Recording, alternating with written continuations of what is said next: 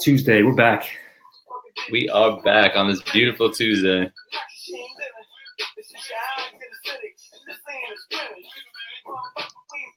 Aren't lemons your favorite? Good to be back. How was your weekend, Mike? It's good. Yeah, it was good. Nothing too crazy. Laid low. Drank a little bit. Very nice. I know you were in Florida. How was Flo? How's Flo? Hey, it was great. I got a little, rest and relaxation. Got to play a little golf. Got to see my parents out there. Actually went down to see Mets, spring training, so that was good. I'd never done that before, so got to see my Metsies in action. They're not very good, right? We'll see, Mike. Like always, I got to stay healthy. Yeah, of course. All right. Well, we're gonna get started today. We got viewers already. Nice. Sorry? I said we got 4 viewers already. Oh yeah, no, we're rocking and rolling today.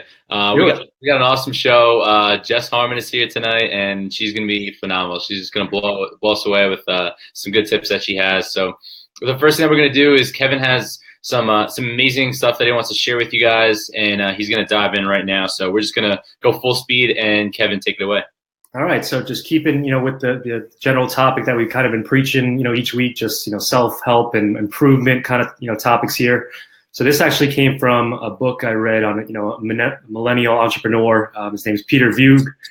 Very inspiring guy. He's always preaching, good habits and good, things to kind of do as, you're trying to strive towards your goals. So his book's called 6 Months to Six Figures. And, there's a couple nice, quotes here and some tips that I kind of wanted to share with you guys. So first one was from Jim Rohn. This is a nice little quote we have here. So it's learn to work harder on yourself than you do on your job. If you work harder on your job, you can make a living. But if you work hard on yourself, you can make a fortune. So I thought that was pretty cool. And, it's not all about work and, what you're doing at work. And you really have to kind of spend some time on yourself, develop yourself and, strive towards those goals and areas of your life that you want to kind of improve on. So I thought that was a nice little quote there that I like to kind of, incorporate into my life. So with that, some other, things that I took from, a chapter of this book was just in general, strive to become a better person instead of, comparing yourself to others. And, and what you really want to do is, differentiate yourself from others. And really the goal is to kind of be, better each day and, be better than the person you were the day before. And really when you, there's no limits to success when you kind of commit to growing and learning more and becoming more valuable, in your job and anything you kind of do in your life. And you want to be the go-to person, even when you're at work, you want to be the person that can go to you to ask questions and just kind of, you want to be that person that, they rely upon. So, and then this overall, knowledge is not power. And it's really what you do with that knowledge that leads to mastery. So, like we've been saying, you got to take action on what you learn. And this is really ultimately what's going to kind of determine your success. So a couple tips to kind of start us off here and just keep your, mindset going here. And look forward to kind of hearing what, Jess got to say and some tips that she can share from her experience and her, life so far. So looking forward to it. All right, cool. So those are all your tips for tonight?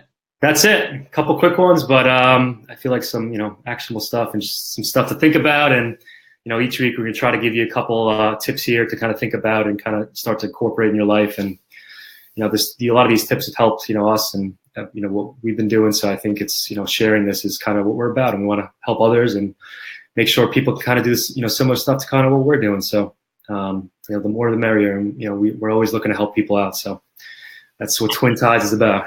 Yeah, that's why we do this. So we're going to get Jess on in a second. She's having some technical difficulties, but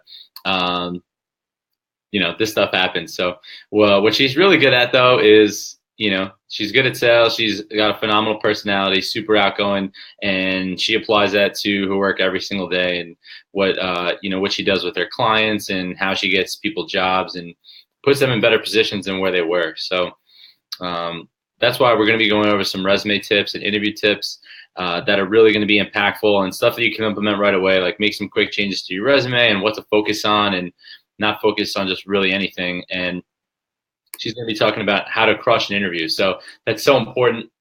And, Jess and I used to work together back in the day, and this is what we did every single day. We talked about, really just anything. You'd be surprised. People don't show up with resumes. They don't, they I've heard the stories, Mike. it's really, really bad. So, um, before before we get into anything, does anybody have any questions for Kevin? Yeah, fire away. Kevin's got a lot of knowledge. If there's no question, I do have a couple things I can kind of just touch upon while we're waiting for Jess, but let's see if we got any questions for. Go for it. All right, so I'll start with something while people are kind of throwing some stuff out there. So just in general, when you're trying to do anything with self improvement, it can be very overwhelming, at first, and you got to realize that you can't take on everything. So what you want to do is focus on maybe one or two skills that you could focus on at a time. Break those skills down into like little manageable goals where you can kind of check things off and kind of go along the way and kind of continue to make progress. Sometimes it's so overwhelming when you have all these different things to do, and it's so much. But when you break it down into simple steps, it allows you to kind of see some progress. And really, when you first define your goals and your priorities, it gives you a lot of clarity on what you're trying to do, and it allows you to kind of aim towards what you're trying to achieve. So just a couple more tips there, but let's see, any questions here? All right, we got one. So where did I go to school? Good question. So I actually went to school in Marist College in Poughkeepsie, New York. I studied business there for 4 years. It was a great experience, great school. Met a lot of great people, learned a lot. I got to study abroad in Florence, Italy for 4 months, which is great. Great experience. I would recommend that to anybody else that could have the chance to do that. During their experience at college, it's really a great time to kind of travel, learn things, experience things, live in a new area, kind of interact with different people, different nationalities, and it's a different life over there. Everybody's it's very slow pace. It's not as fast paced as over here in the U.S. and New York where we live. So it gives you a nice view on life and kind of gives you a different mindset when you kind of think about it. It was definitely a transition going there and kind of going down to that slow kind of pace, but it really taught you to kind of relish in the moment and kind of take those experiences with whether it's just playing cards with your buddies, talking with them, communicating. There's a lot more to life than on your phones and looking through text messages and all that stuff. And really, it was nice going over there and kind of just the simple life, kind of just talking with people, no TVs, no anything, not much text messages, and just that quality is great, and it's really something that I brought back to the U.S. and kind of it's really helped me. So yeah, so Marist has been good, but it was a great experience, like I said, and learned a lot, and it kind of set me towards my goals of becoming working for IBM, and then obviously becoming an entrepreneur on the side and just kind of keeping active. And so good question. Yeah, that's Kev's little backstory. He's a stud, he just kills it week in and week out. So so we finally got Jess set up. I'm gonna intro her right now, and basically, so she's in staffing. She does a lot of her work in the city on Long Island, and she is the go-to for everything. So she manages client relationships. She learns everything about them inside and out. So she knows exactly, Jesus, that's my phone, exactly what her clients are looking for, and that is her job. Her job is to fill the position, the available position, with the best candidate possible. And she does that with people that she speaks to and meets with, and her recruiting team meets with, and they kind of play matchmaker. They line up 2 and 2, and they try to make the best fit for both sides. So she wants to put people in better positions than where they were, and she does that by knowing exactly what the clients are looking for, what her candidates are looking for, and setting the right expectations so both sides know exactly what they're getting into and what they're getting out of the situation. And she does such a great job of knowing exactly what companies and candidates are looking for. So I'm going to let her dive in right now into the number one part is having a good resume and even getting that interview to begin with. So Jessica will be joining us in 3 seconds, and she's going to dive into all that stuff. Hey, Jess. Hey, how's it Hey, going? Jess. How are you? How are you? Oh, there you go. I'll just jump right into what a good resume looks like. I get this question all the time from candidates. Really, the long and the short of it is just be clear and concise. So all of your bullet points, make sure they make sense. Don't drag on. Don't, put things that are irrelevant in there. My big pet peeve with the bullet points are do not put a period at the end of them. It's not a sentence. So if you have those on there, delete them. So make sure you're clear, concise. And I do also get a question a lot of, should I put an objective? And I'm a little bit on the fence about the objective portion because I feel like your objective should really be your cover letter. And I do get a lot of feedback from my recruiters that they love cover letters. It really is a chance for you to stand out. Whereas your resume is a nice way to bullet point your experience and be short, simple, to the point. And that's really what our clients want to see. Nice. And also make sure you don't have any spelling mistakes or errors. Give it to a friend. Give it to somebody that you trust that will read it thoroughly and make sure there's no spelling mistakes on those. Oh yeah, that's we know clients have like found one spelling mistake and then just thrown the resume out. That's how strict some of them can be. All the time. And it doesn't matter what level you are, honestly. I've seen it from recent college grads. I've seen it with people 5 years in. I even saw it on a director of human resources resume, literally in the management wrong. So, I mean, at any stage of your career, this is possible. So definitely, no matter what stage of your career you're at, have someone look it over. Okay, cool. So I like that question. That was a good one. I've always wondered, do they read the objective? Is it kind of just a fluff kind of piece? But it's good. I like the cover. If you use the cover sheet instead, it kind of really sets you apart. And you'd be surprised. I'm sure Mike and you guys know, not many people will do the cover letters, and it really sets you apart. So it's some good tips there. Yeah, do them. That's your opportunity to really show with the job you're applying for that you read the job description. You're not just blindly applying to anything, and you're really relating what you've done into the job that they're looking to fill. Yeah. So you're really helping them along in the process with the cover letter. Great. And then I want to jump a little bit about what a good interview is. I get these questions all the time too, and I can't tell you how many times I've walked into an interview room, even when I'm meeting with candidates, and I get the whole like selfie thing, and I walk in and they're in the middle of doing it, and I'm like, what you doing in here? What's going on? And they're like, oh, sorry, I understand you're wearing a suit. You might be a little bit more dressed up than usual. Want to show off a little bit. So maybe not the best time. So make sure you're staying professional at all times. And then again, to tie in with that, make sure you are wearing a suit.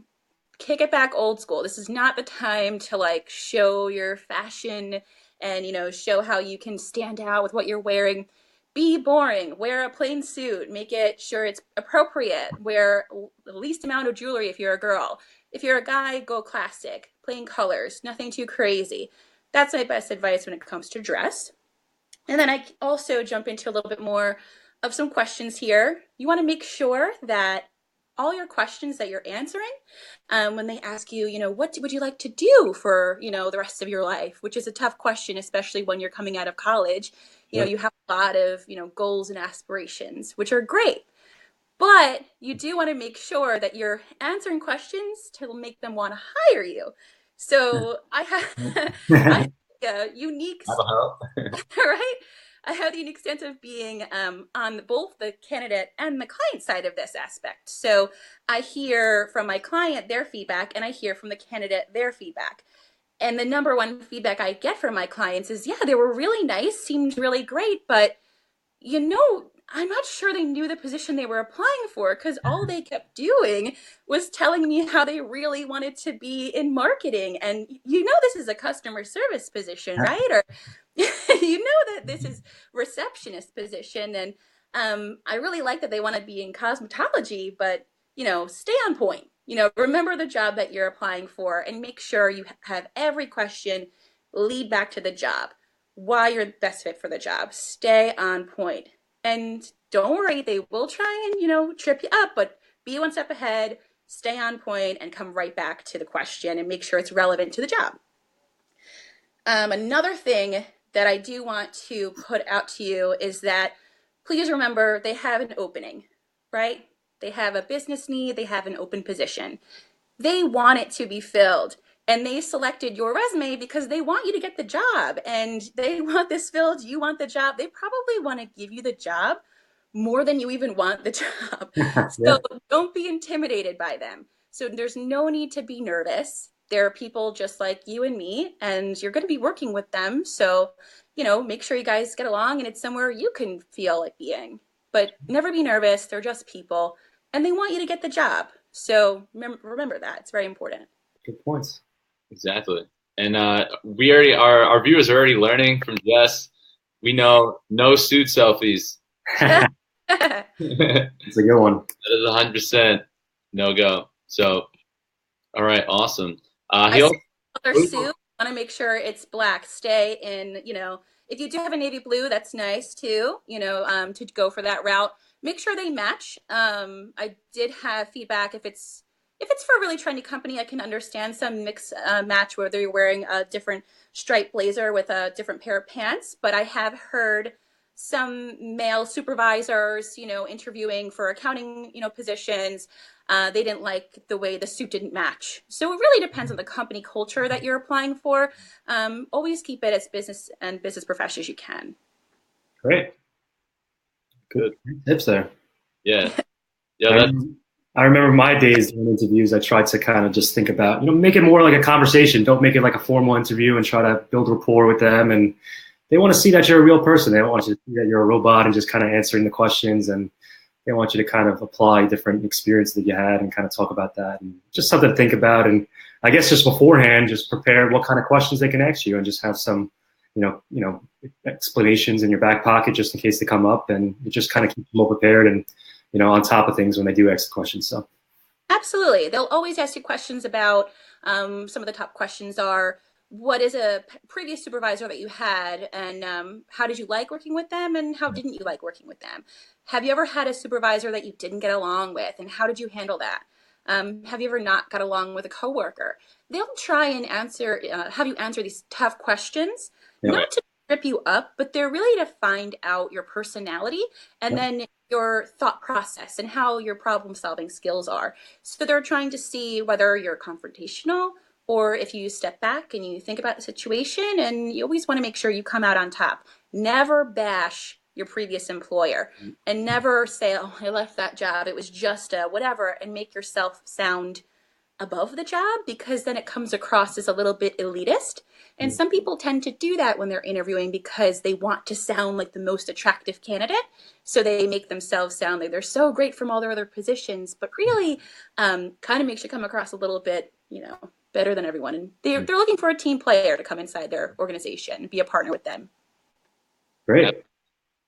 Yeah, I think teamwork's a big thing. Even, with me, I try to kind of had like situations where I saw myself as a team leader and kind of led people, and like you said, just have some experiences that you had in your back pocket where when those questions come up, you can go right to it. You have some background on providing it instead of just kind of thinking there like, oh, let me think about this, and you got nothing to say. So it's good to have a couple think about beforehand. What were some experiences, like you said, where you changed something up for the better, or you had a situation that was difficult that you got through. If you have a couple of those, you can really just apply it to the questions that come up, and it makes you seem more prepared, which is good. So, absolutely, preparation is key. Definitely write down some of these things on a notepad, whatever kind of notebook you have, legal pad. I always write down potential questions and then my answers to them, so I can really think through, what they're going to say, what they're going to ask. Yep. Right. Mm-hmm. And then one thing that drives recruiters crazy and companies, like, what is like the fluffy stuff that you want to like stay away from? Like, how do you avoid that? The fluffy stuff like on your resume or in an interview? Like both. Like, what I'm talking about? They do like to hear about your, like I said before, like your goals in life and your passions and things like that.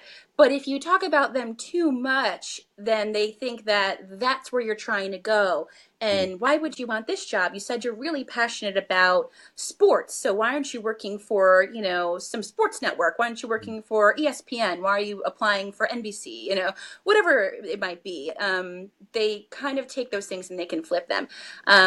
Just try and make sure you're always staying on point of the interview and making sure you're leading it back to the job. If you lead the questions back to them and focus on, them and how you can help them and what is the company's missions, and, ask more questions about the company than they're asking you. It makes them show that you have interest, you did your research, and you're really interested in becoming a part of their organization.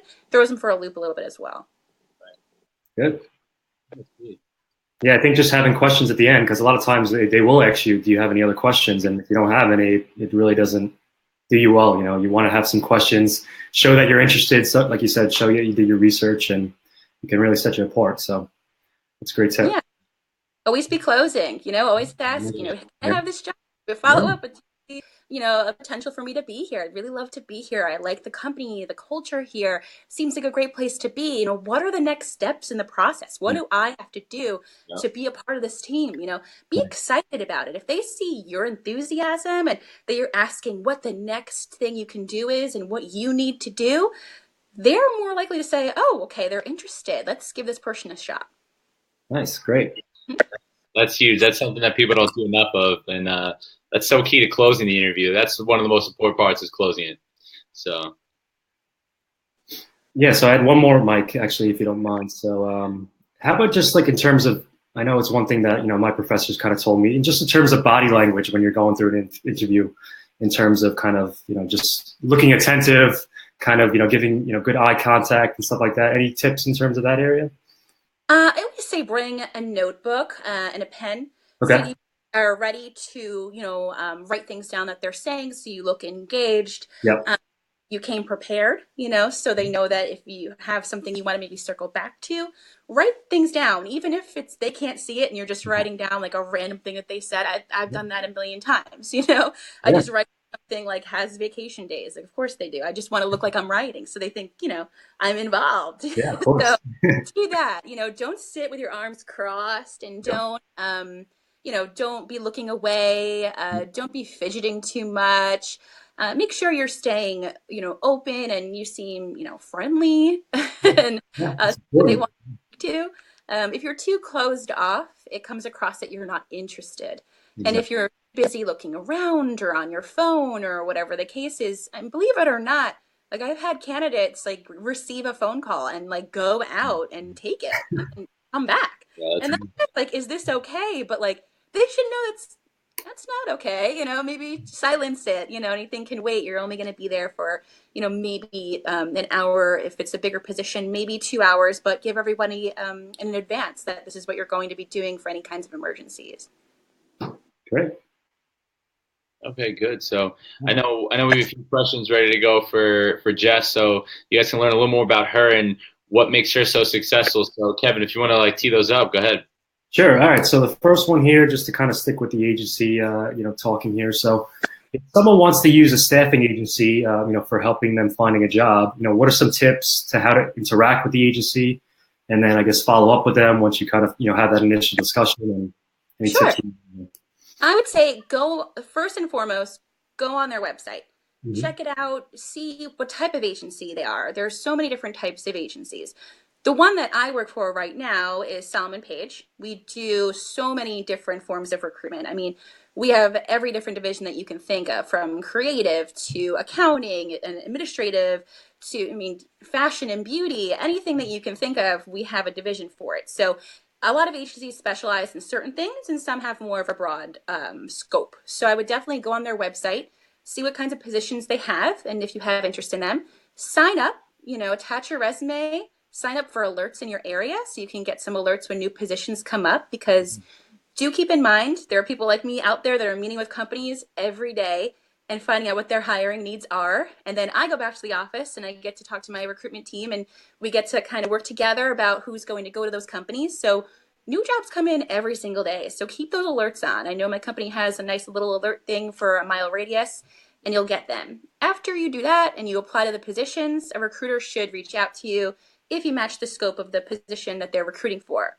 You can also call into agencies and ask, when their open houses or, when they have a recruiting event. Or you can just simply call and say, hey, I'm kind of into fashion and beauty. Is there a way I can get involved? Well, I'm just going to plug my phone in really quickly so I don't die on you guys. Yeah, that's happened to me before. I think the first one I almost ran out of juice on my computer. So Oh That's my goodness. my video. Percent. I just got worried. Okay. But that's what I would do. And you can always just simply call the agency and just ask if you can speak with a recruiter and they can walk you through everything. And then after that, I would always follow up. After you interview, follow up with them, see what they have, like ask if they have an availability list. Most agencies work off of an availability list where they say like, oh, we have this new position, who can we call? And if you're always following up professionally, hey, met you the other week, like, do you have anything this week? Or, hey, I'm still around, I'm still available. You keep your name top of mind. Those recruiters are going to call you first when they have a position that comes in. Good one. Some great tips. Yeah. Nice. I think the most important thing with that too is kindness, being super kind to the recruiters, like not getting frustrated with them because one of like hundreds of people calling in every single day. So, if you're rude or for whatever reason, they're probably not going to want to help you find a job. So that's super important. Jess will tell you more. Yes. So keep in mind that we get new jobs in every day, but we might not have a job right now that suits your needs. So understand that recruiters, they want to give you this job. Like that's the goal. We want to place you out. We want to help you. We want to help as many people as we can. So, bear with us, I hate when I always see those mean emails like, it's your job to find me a job. Why haven't you found me anything? Be patient because there could be a position that comes by. And if you are being that way, at the end of the day, we're people, it could make you look a little bit bad. Someone might want to help you out if you're kind of aggressive at them. And also keep in mind that they're working with their clients, right? So if you're aggressive with them, they automatically think, well, what are you going to be once I place you? Is this a start of a list of problems that might be happening here? So keep that in mind as well. They want to place you, I promise. It's just that sometimes they don't have the positions right now, or they might be getting them in soon. Good. Great. All right. So let's see what else we have here. So I guess moving away, from the agency question, just, a couple personal ones here. So what is your daily morning routine? You don't mind sharing with us? Sure. Well, every morning I am not a snoozer. I feel like I have an internal snooze button, so I always wake up like an hour before my alarm automatically, and like Really? So I feel like I have a built-in snooze, so I don't do that. So I get out of bed and I immediately need like stimulation all the time. I can't just like not have music or something playing. So in my early 20s, I used to, listen to celebrity gossip all the time and like Wendy Williams, Elvis Duran, The Morning Show. And then during my professional career, I started realizing that probably should be more informed in things that people are speaking about around the office and like listen to the news. There you go. So I had to do it in my way. So I'm a big podcast person. So I have all different types of podcasts downloaded to my phone. And first thing I put on in the morning for me specifically is a podcast called The Daily. It's the news summed up in 15 minutes. And it literally says, here's what you need to know today. Everything that happened yesterday and everything that could potentially happen today, what Congress is voting on or whatever the case is. So it just keeps me informed in a small summary where I feel like I know enough. And if I want to know more, I can go into my other podcasts that go into a little bit more depth with it. And then, of course, I work in the city, so I always pack like I'm like going away on like, a desert like hike or something with my water bottles and my food. And it's amazing what you have to bring when you work in the city. I mean, I'm not used to that. I feel like I'm literally packing for anything. I have an umbrella just in case, a change of shoes. Like, it's wild. So I pack my suitcase and then I go on the train and it takes me into work. And that's pretty much my commute. I take the train to listen to podcasts. Nice. Yeah, I actually I do something similar. I'm a big podcast person, and I also get these emails every morning. It's from a company called the Daily Skim, so it's very similar. It kind of breaks down, the top topics of the day in all different areas of life, business, politics, news, media, and it kind of just gives you a couple talking points to kind of talk through and talk about stuff with your colleagues. I know it's always difficult to kind of talk with your colleagues. What am I supposed to talk about? But it kind of just gives you a couple things to know what's going on in life, and it's good. It just keeps you more knowledgeable and engaged, and that's good. Great.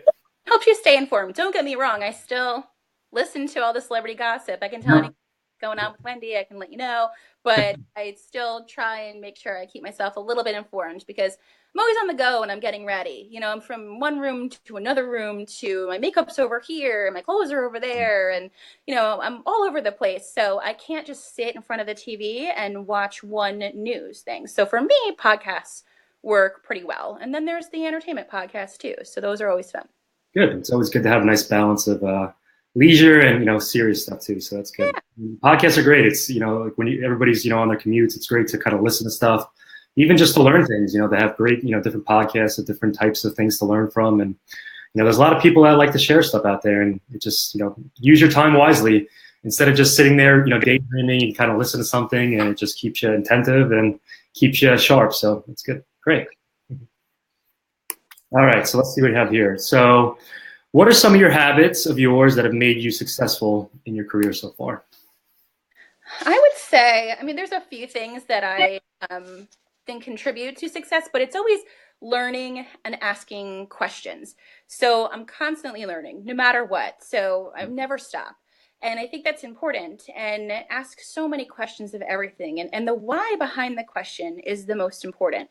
The black and white answer, yes, you need to know that, but there's always a why behind it. Like, this is a deadline. Ask, why, just out of curiosity, just why is that the deadline?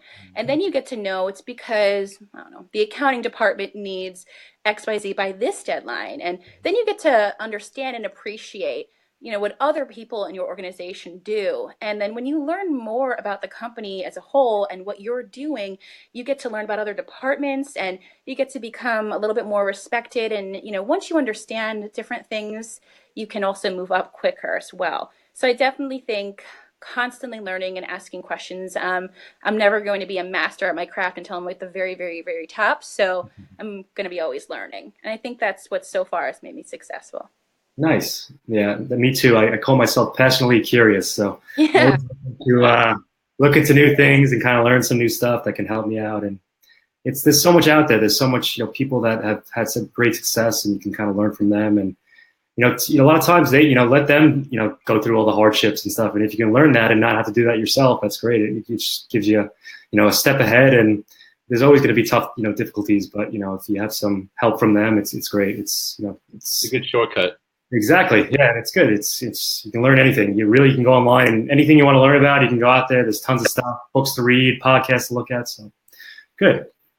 All right. So let's see the next question here. So if people are having trouble reaching their goals, what do you see most often that people could be doing more of? I think this question is so multifaceted. There's so many different ways that you can try and reach your goals. I think that mostly people get in the way of themselves. Mm-hmm. And I think that it's really easy to be complacent, and it's easy to just make excuses. And we're all guilty of it in our lives, in our personal lives, professional lives, whatever it be. And I think, just figuring out what it is and stepping past it. So kind of to relate it a little bit to make that comment make more sense, back to what we were saying about, even getting a job. We brought it up a little bit earlier, emailing the recruiters, like, why haven't you found me a job? What's going on? I want to do better in my professional career. It's your job to find me a job. What's happening? And there's so much misguided anger, in some situations, and really have to kind of step back and look at yourself and just say, have I done everything possible? What could I do better? And then really do it. Follow through with it. You're the only person standing in your way, whatever it is, whether it's career or personal, whatever it might be. It's constant. Just look back at yourself and ask what you can do yourself. I do that all the time, and what I can do differently, and constantly making changes. So I think that that's the thing I've noticed the most when it comes to personal and professional, is that we really only just get in the way of ourselves. Good one. Yeah, I think a lot of people do, like you said, they blame others, and I got this going on. But if you really take the time and the effort to kind of change things in your life and go towards that, take action towards your goals or whatever you're trying to do, you're going to see results. It's if you take action, things are going to happen. So it's a lot of people, they're just nervous. They don't want to. They just, maybe they learn all this stuff and then they just don't know what to do. But just apply it to your life. Get going and get moving, and you'll see success, which is good. So it's really easy to be comfortable, right? With everything. Of course. Really, complacent, yeah. It's really easy to be complacent. Yeah. And the only way that you get better at something is by putting yourself in an uncomfortable situation, whether, it is like, well, this is out of my comfort zone, but it's going to make me better. Sure. That's the only way to push forward. It's going to be uncomfortable. Trust me. I don't like running every day, but I have to do it because I want to lose weight. Yeah. But I got to do it. So Yeah. different things in all kinds of, whether it be professional, personal, that's what you have to do. Good point. Yeah. I'm a big proponent of taking action, in Mm-hmm. life. So if you're just sitting on the sidelines, not doing anything, you're not going to go anywhere. So Yeah. So stop complaining about it. Do it. yeah, go out there and make mistakes. That's how you learn. If you don't do anything, how are you going to learn and, change it for the future? So it's Yeah. all about experiencing, things and just kind of jumping out there, trust yourself. You'll get through it. Don't worry. And, a lot of times it's people are scared about that, but when they really dig deep down and kind of, you can do a lot of things that you put your mind to. And it's just the fact of, going there and taking action, and you'll really see great results. So You will. It's true. I mean, some of the best things I've learned have came from mistakes. Going early on in my sales career, I'd go on a meeting, a small meeting, and just bomb. Just totally. It would be terrible. But then I would learn. I would say, okay, never going to do that again, right? yeah. And then build and build and hone your craft so much so that eventually it's just like second nature, and you're not intimidated at all by anybody ever. I could walk in a room with whoever and I'm not afraid to talk to them as long as I'm prepared. If I'm not prepared, different story. But I can go in there and talk to anybody. It doesn't matter who you are. So yeah, just kind of work towards that goal. Good stuff there. All right, so we got one more question. So what would you consider one of your biggest weaknesses in the past that you have worked on to improve, over your course of your life? Sure. Mine is organization. This is something that I actively have to make an effort to stay organized. I could seem very organized to some people. Some of my coworkers, say, oh my, you very organized. And then some of my coworkers early on in my career would tell you, Jess is the most disorganized person ever. So it's something that I have to constantly work at. And I needed to figure out what worked for me and systems that I put in place for myself, whether it be with work, whether it be at home, even when it comes to like my closets and my drawers, like everything, I needed to just find a way that worked for me to stay organized. And it's something that I'm still constantly working towards. It's never going to be something that, just comes second nature. I'm constantly working to improve it. Good. Yeah, just like to go along with those, like some of those tips that I said, identify some of your weaknesses in your life and kind of write them down, and, some areas that you want to kind of improve on. And if you don't really sit down to take the time to do that, it's not going to just happen by itself. So, and like you said, it was maybe, overwhelming at first, but now you probably worked at it a lot, and now you're showing a lot, good success, and it almost becomes a strength, eventually. So yeah, good stuff. Great. So that's all the questions I had. Mike, you have any questions? Or? Oh, I got a couple.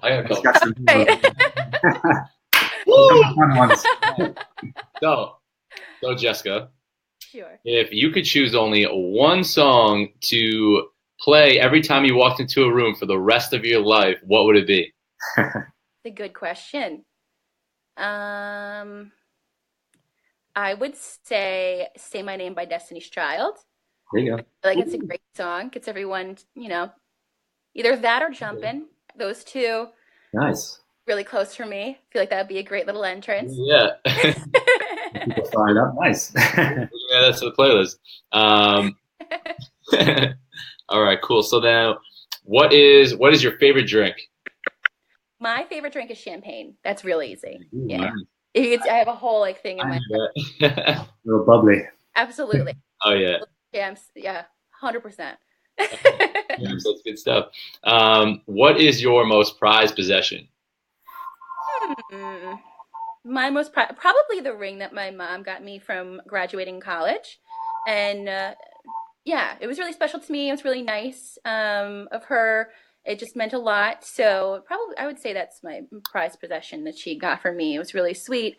I really like it. Her and my sister picked it out, so it was kind of like a double gift there. It was really nice. Reminds me of them. Okay, cool. Yeah. Awesome. Yeah, that's nice. Now, if you were a superhero, what would your superpower be?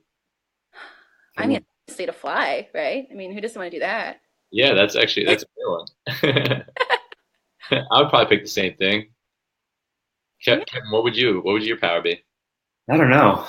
Maybe time travel, or being able to get to different places very quickly, and exploring new places, new cities, new countries and stuff. Being able to go back and forth, I think that'd be pretty useful superpower then. I'll fly there. I'll meet you there. Exactly, I guess you do that too. Yeah. That's a good way to meet up. Might take a little bit longer than me, but that's good. All right, so that kind of leads into my next question. If you could hop in a time machine, where would you go? Where would I go? Or when, I should say. When? Hear it. I feel like I would go somewhere in um like the 50s. I kind of really like the 40s or 50s. Nice. Kind of like that vibe. Probably more towards like the 40s kind of like vibe, like old school days. Like I kind of like the music around that time period. It'd be really cool to kind of just see how things were back then. Yeah. Little big band swing. Yeah, I feel like that'd be kind Fun. of fun, you know? The outfits are pretty cool. I Right. like makeup and the hair. I mean, that was, yeah, I think I'd go back then. Hmm. Hanging out easies and whatnot. And yeah, Everything's 5 cents. it's so cheap. I know. Be great.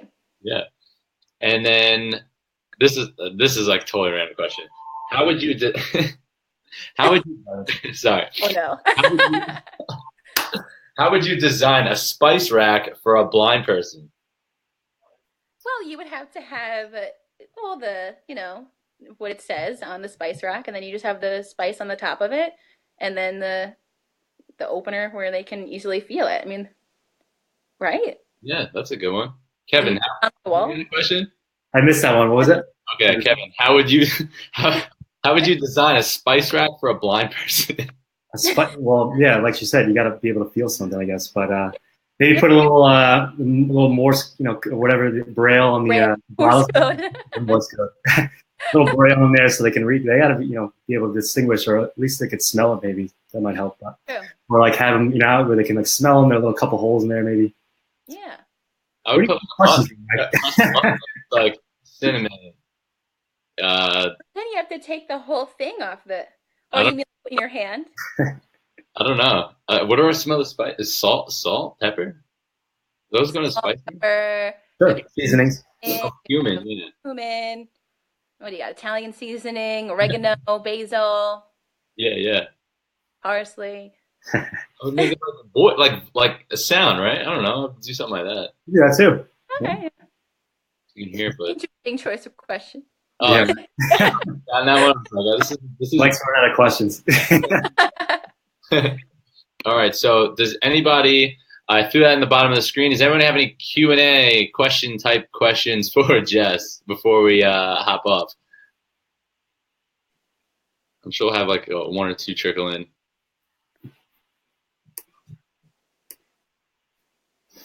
Probably after.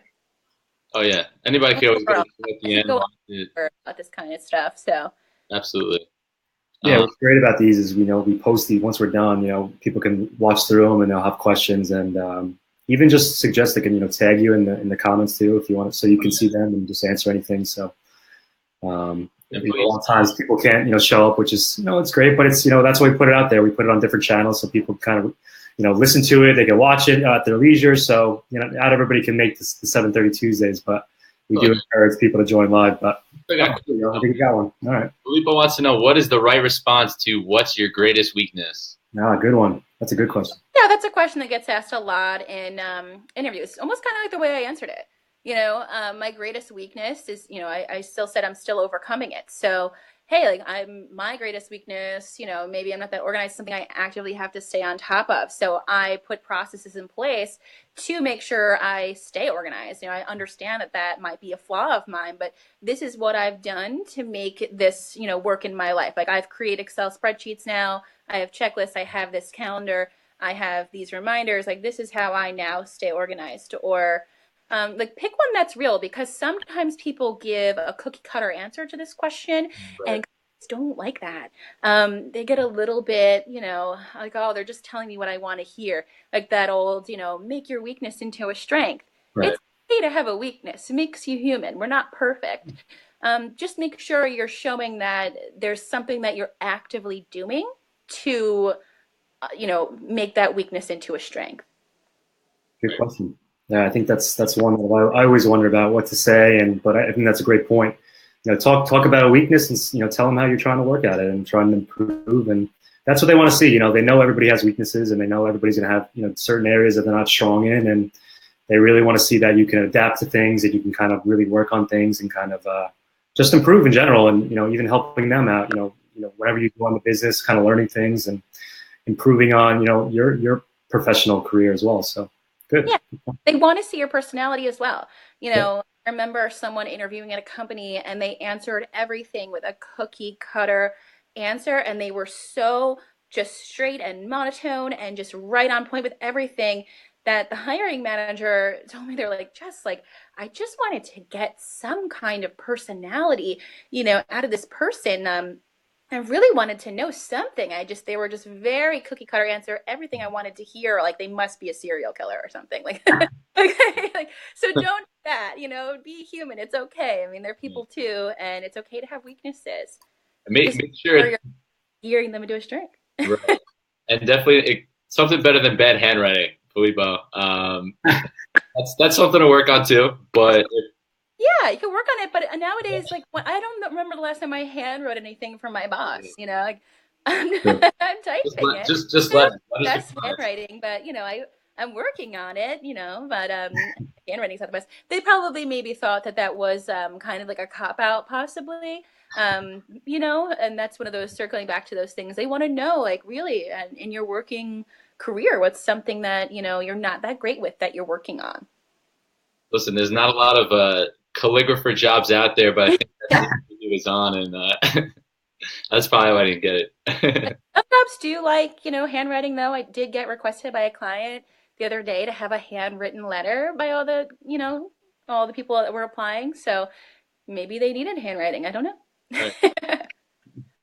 Now that you bring that up, the handwriting, I think, what are your thoughts on handwritten letters, especially to people that you've worked with, or just, I feel like that really provides like that personal touch that kind of separates you from an email, or even just working with people, and like when you're done working with them, like, certain ways to kind of end off on a good relationship and kind of keep them. Yeah. I do those all the time, constantly. I'm sending out probably 20 different letters a week to even people that I haven't met yet. Like, hey, here's whatever. Like, I put something in it. I write a handwritten letter. If I drop by and they can't see me, I'll write a handwritten thing on the thing I'm dropping off. Like, sorry I missed you. Hoping to connect soon. Just something to remind people, especially when you're in sales, that you are human, and they'll want to call you. I definitely send handwritten thank you notes to people, holiday cards, any holiday, really, like St. Patrick's Day, Valentine's Day. Any use to card to somebody, like I'll send an email and I'll write a card, like whenever I can. People love getting mail that isn't a bill, so it's kind of nice, and it does separate you from the pack. So I definitely suggest, if you're in a sales capacity, to use letters to follow up, leave things handwritten. If you don't have the best handwriting, get someone to write them for you. I've done that before. I didn't have the best handwriting at one point. I needed so many. I had my friend write some for me, and she would do that. I would kick her like $100. She would write me some letters, and I would send them out. I didn't have time. That's just being smart, working smart, not hard. Yeah. I kind of outsourced that thing, but I got it done. I do think it's important. If you're asking like follow-up letters for thank you for interviews, handwritten one might be a little bit over the top. An email is just fine, but in a sales capacity, definitely with the letters. Great. Yeah, that's awesome. Yeah, Christmas is my favorite time. I think you guys both know that. I was sending out letters, and I was in them. I'm not an artist, but I was drawing like a big gingerbread man hanging out with a little gingerbread man with like half his head bitten off, and like I got so many, like they were taking a picture of it, sending it back to me. And, it was just really funny. You always got the good creative letters there. Yeah.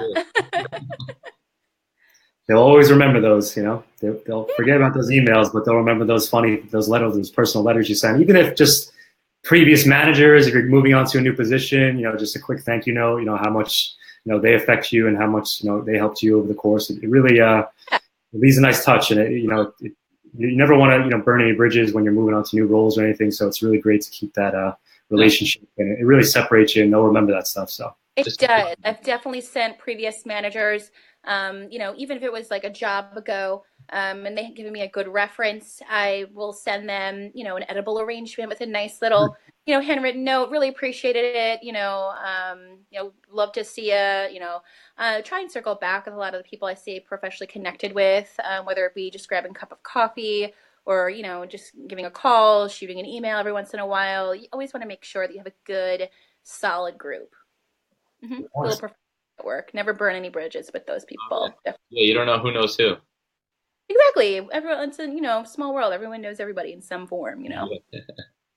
Yeah. like you said, I think just keeping those relationships open. I know it's tough. Everybody's busy. They got their job to do. They got a day job. But really, when you take the time to, schedule a little different, meeting up with old coworkers or meeting up with old managers, it helps. It keeps that networking alive, and you never know when you'll need those people in the future, and you can kind of help them, and they can help you. So yeah, I try to do a little bit, in my professional career as well. Now, Jess, what are your thoughts regarding gifts? For sales, like a sales capacity, depends on what the gifts are. I mean, I've definitely given out holiday gifts, and to some of my clients, definitely let's say if I know somebody was going on maternity leave, I'll send a gift for them, or paternity leave, I'll send a gift for them. Their birthdays. I mean, it depends on my relationship with the clients. I've done it for prospects too, that, someone was having a baby and I was really trying to gain his business. And I put like my company's name as like a now proud client of whatever the company's name I was working with at the time on a onesie, and, gave it to him. Yeah. So it's like stuff like that. I've done like cute little gimmicks. Never spend a ridiculous amount of money at all. You don't want to try and buy someone's business. It's just like little things that kind of set you apart, something that they would say, oh, that was thoughtful. And, oh, they remembered my birthday. That's nice. You want to make sure, even with current clients, that you're staying, top of mind for them, where they think of you as the partner. Everyone's got a guy, right? I like to say, like, I'm the girl. So when anyone needs something, I'm able to refer them to previous, coworkers of mine at different companies for different services. I try and stay top of mind for them. Right. What if you're being recruited, you're going through the interview process? What about sending a hiring manager or something? Have you ever seen that? No, I wouldn't do that. I feel like that can go like borderline creepy, Don't send Doritos, right? The email is good. You always want to keep it professional. The email is good. They want to see the thank you email. Make sure the thank you email that's important. I've seen some thank you emails that go kind of like 1 to 2 sentence. Make sure it really circles back. Open up by thanking them for their time. Reiterate some of the things that they said in the interview. I really liked that you said your company blah, blah, blah. And I really liked the way that you do this, and that. I appreciated the way that your company spends time in training and development, because that's important for me as a new employee, especially as a long-term employee, that I have those opportunities. And I think I'd be a great fit for your company, because as I said, I've done this and that, and I'm really excited for the next steps in the process. Formulate your letter like that. Don't just say, thank you for meeting with me. I had a pleasure speaking with you. The end. Make sure you're really making them see that you're actively engaged in the conversation that you just had, and you want that job. If it's a job that you want, let them know. Tell them, I want this job. It's so important. Good. Those are great points. Yeah, I know. Thank you letters. A lot of people don't do them, but it's if you could touch upon what you talked about in the interview.